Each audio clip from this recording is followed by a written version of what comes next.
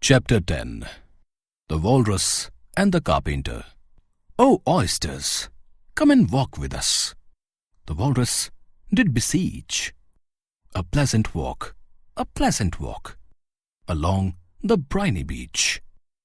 We cannot do with more than four, to give a hand to each. But 4 young oysters hurried up, all eager for the treat. Their coats were brushed, their faces washed, their shoes were clean and neat. And this was odd, because, they hadn't any feet.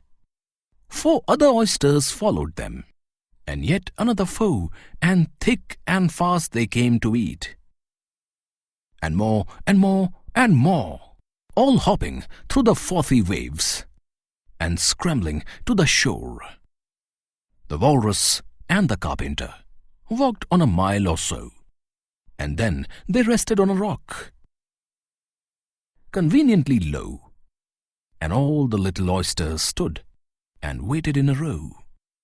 "The time has come," the Walrus said, "to talk of many things, of shoes and ships and sealing wax, of cabbages and kings, and why the sea is boiling hot, and whether pigs have wings."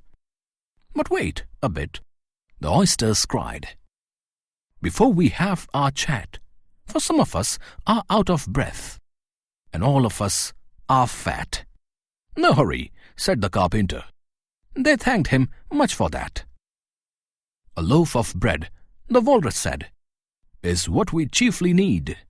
Pepper and vinegar besides are very good indeed. Now, if you are ready, oysters dear, we can begin to feed." "But not on us," the oysters cried, turning a little blue.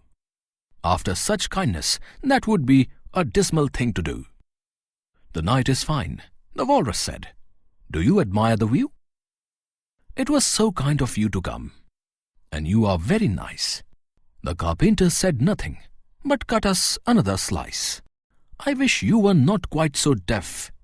I've had to ask you twice." "It seems a shame," the Walrus said, "to play them such a trick, after we've brought them so far and made them trot so quick." The Carpenter said nothing, but the butter spread too thick. "I weep for you," the Walrus said. "I deeply sympathize." With sobs and tears he sorted out those of the largest size, holding his pocket handkerchief before his streaming eyes. "Oh, oysters," said the Carpenter, "you've had a pleasant run. Shall we be trotting home again?" But answer